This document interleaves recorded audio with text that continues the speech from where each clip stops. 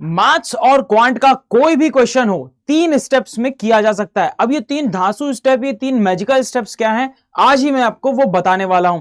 Session अच्छा लगे तो बच्चों लाइक कर देना, सभी दोस्तों के साथ इस वीडियो को शेयर कर देना। जरा फटाफट से देखो कि 3 स्टेप्स में से सबसे पहली स्टेप कौन सी है भैया। तो सबसे पहली स्टेप है आपकी, सबसे पहली स्टेप की अगर मैं बात करूं तो सबसे पहली स्टेप है बच्चों डेटा निकालना। सबसे पहली स्टेप है डेटा निकालना। आपको कोई भी क्वेश्चन दे के रखा हुआ है, आपको क्वेश्चन पढ़ना है और उसमें से डेटा निकालना है कि आखिर मुझे दे के क्या रखा हुआ है।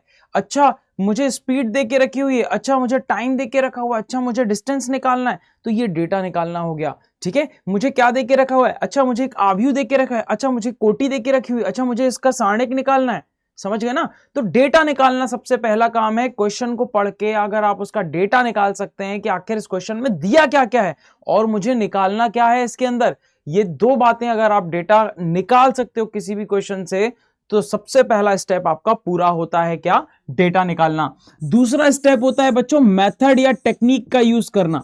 मेथड या टेक्निक का यूज करना, जो आपको टीचर्स लोग टेक्निक बताते हैं बच्चों, ताकि आप जो है जल्दी से जल्दी आप इसको सॉल्व कर सको किसी भी क्वेश्चन को, या कोई भी फॉर्मूला जो होता है जो आपको पता होना चाहिए जो एक पर्टिकुलर क्वेश्चन के अंदर लगता है। जैसे कि मैं बात करूं स्पीड टाइम डिस्टेंस की, अगर मैं बात कर लेता हूं क्वांट के अंदर, तो अगर मान लीजिए कि अगर आपको पता है कि चाल बराबर दूरी बटा समय होता है, यानी स्पीड बराबर डिस्टेंस अपॉन टाइम, तो जो आपने डेटा निकालना है, अब आपको बस वो मेथड पता होना चाहिए जिसमें वो डेटा पुट करके आप आंसर निकाल सको। जैसे कि मान लीजिए स्पीड देके रखा हुआ है, आपको टाइम देके रखा हुआ है और आपको दूरी निकालनी है यानी कि डिस्टेंस निकालना है, तो आपको मेथड या टेक्निक पता होनी चाहिए कि स्पीड बराबर डिस्टेंस अपॉन टाइम होता है। तो सबसे पहली चीज हमने क्या देखा कि क्वेश्चन से हमें क्या निकालना है बच्चों, डेटा। दूसरा स्टेप है बच्चों मेथड या टेक्निक का पता होना, जो कि आप टीचर से सीखते हैं, बुक से सीखते हैं, जो आपने कोर्सेस वगैरह लिए होते हैं वहां से सीखते हैं, तो ये मेथड और टेक्निक सीखी जा सकती हैं, लेकिन ये काम आपको खुद से करना पड़ेगा।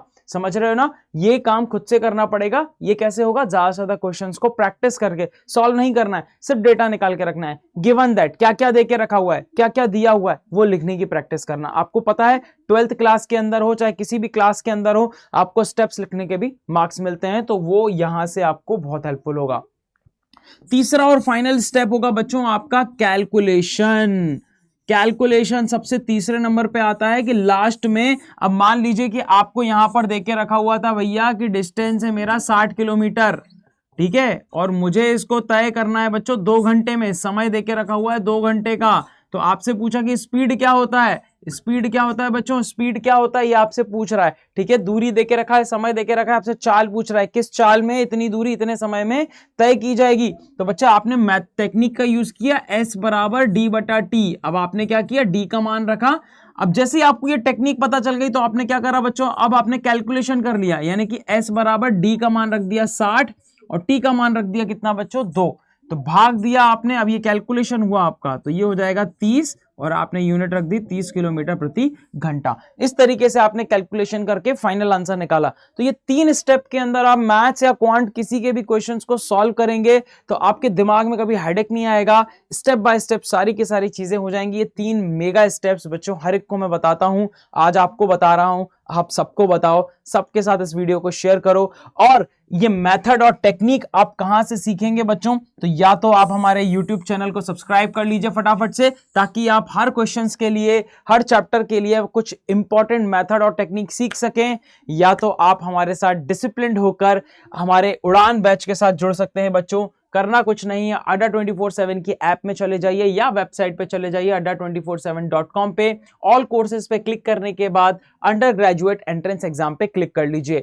ये बच्चों आपके पास, मैं CUET के बारे में बता रहा हूं, बाकी सारे कोर्सेज भी यहां पर अवेलेबल हैं। CUET हिंदी मीडियम के अगर आप बच्चे हैं, यहां पर साइंस के अगर बच्चे हैं तो साइंस, आर्ट्स के बच्चे हैं तो आर्ट्स पे क्लिक करेंगे। CUET इन हिंदी पे जाएंगे तो यहां पर हमारा लेटेस्ट बैच जो कि उड़ान बैच है वो लॉन्च हो चुका है बच्चों। और इस उड़ान बैच में आप रजिस्टर करने के लिए जस्ट आप बाय नाउ पे क्लिक करेंगे। यहां पर आपको लगाना है एक मैजिकल कोड, ये आपको पढ़ने वाला है बच्चों 4999 में, लेकिन ये मैजिकल कोड लगाते ही आपका जो प्राइस है, जो फीस है वो रिड्यूस हो जाएगी। और ये कोड है बच्चों आपके पास Y767। जैसे ही आप Y767 अप्लाई करते हैं, आपको दिखाई दे रहा होगा आपका जो फीस है बच्चों वो कम हो गया। आराम से बच्चों आप फटाफट से इसको एनरोल कर लीजिए और बेहतरीन तैयारी, बेहतरीन टेक्निक्स के साथ साथ जितने भी डाउट्स हैं सारे के सारे डाउट्स आप अपने सॉल्व कर लीजिए।